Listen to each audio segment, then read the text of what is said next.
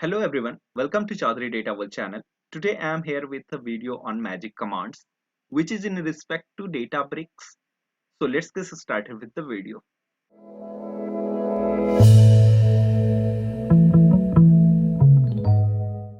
The magic commands which are listed on here are the most frequently used magic commands.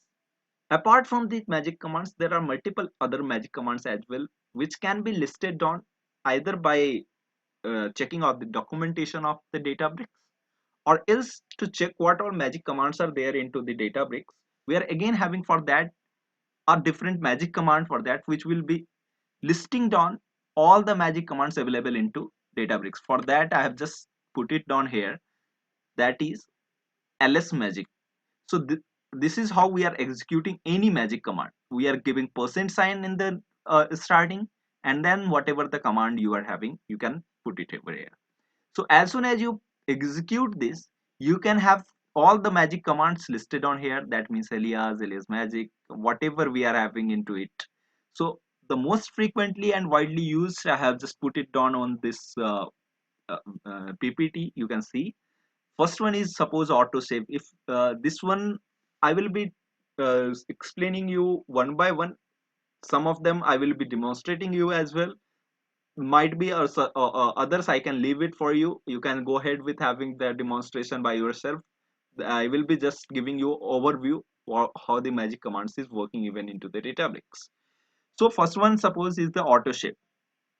This autosave is nothing but if you are having just, if you will write down it like this percent and then autosave, and then there will be the number we can provide 180, 120, something like that. That will be in the minutes. It is telling you that after each 180 minutes, the code whatever you have written into the notebook, it will be auto saved. This is for that reason.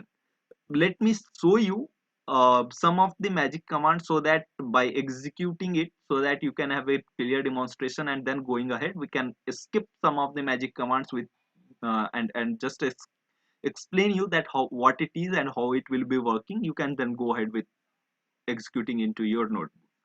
So first one is autosave, another one is the bookmark. Here bookmark, you can see that we are having my data, mnt my data, like this.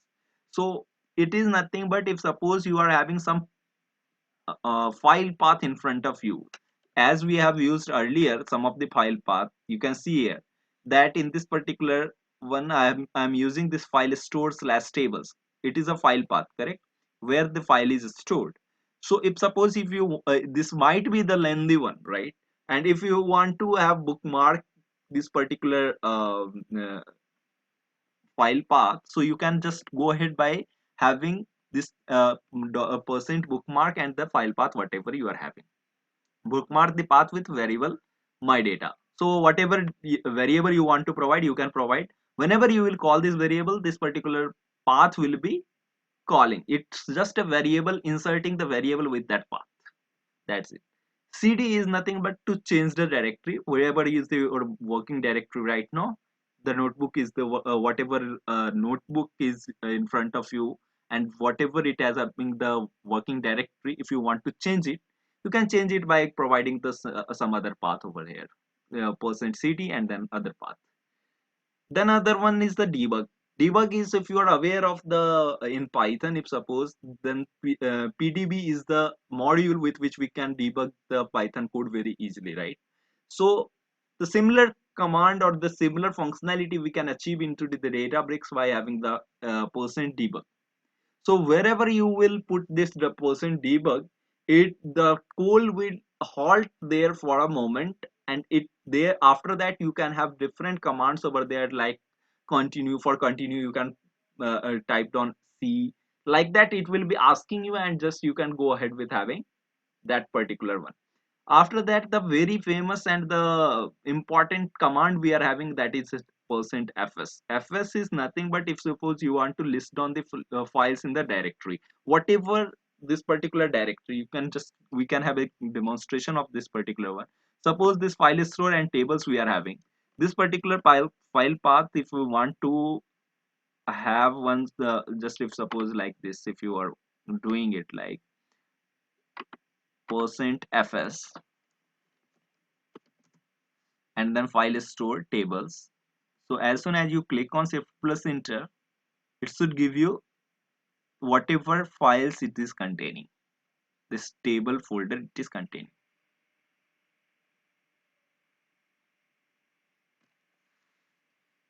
So it has given you some error. The error is okay, file store fs.table. So what we can give is fsls. So ls we have, it is telling it's a Linux command that you are listing down whatever files it is containing, this file store slash tables. So just wait for a moment, it has given you all of the things, right?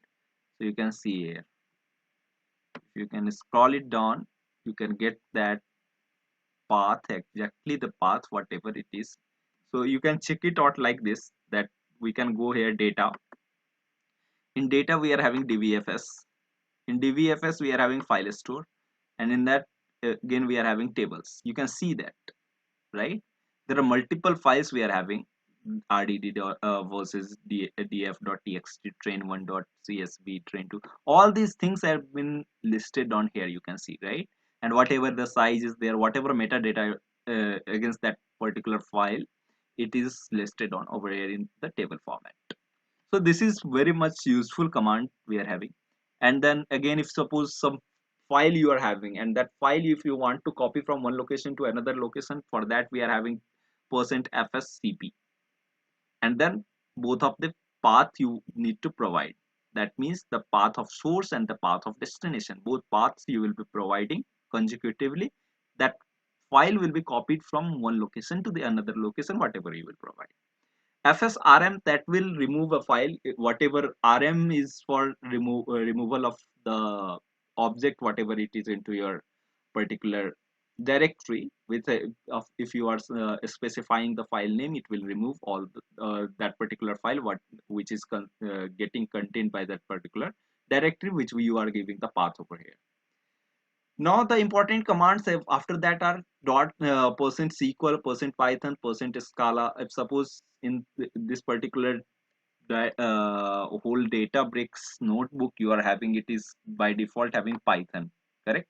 Now you can see we are having multiple other languages with which we can play around with, or we can have a command passing into this Databricks. For that, if suppose this is the by default this this particular notebook is of Python, and if you want to execute some SQL code, for that you can go ahead with having %SQL, and below that you can write the SQL code. It will not throw error, it will understand that SQL code, and in Python notebook also the SQL code we can run it like that.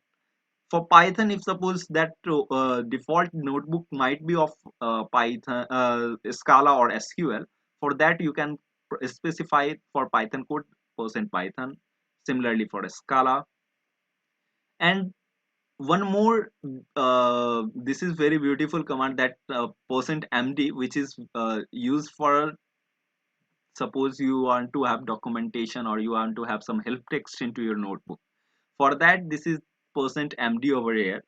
So you can see how it can be write a markdown for the documentation. If you will pass the particular command, notebook title, you can have clear demonstration.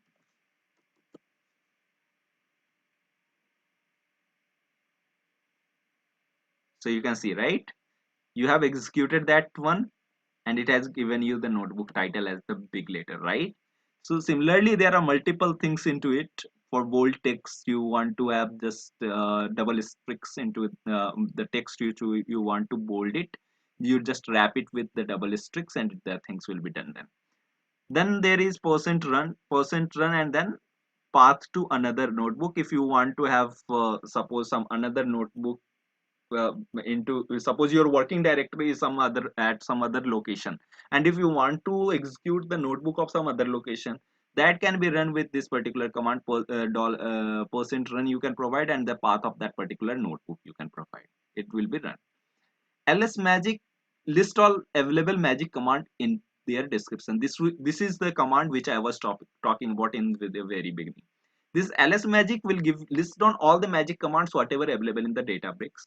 You can go ahead one by one and checking on the documentation what all if what as per your need. So this is that we are having. And after that, percent w who percent who and percent who s. So both of the commands are very much useful in taking out the variables are getting used into your notebook. Suppose this particular whole notebook right now I haven't executed it, and if suppose this particular chunk of code I am executing, in this particular chunk of code there are multiple variables you can see, right? Numbers, rdd, filtered rdd, and then total, all these things are there, right?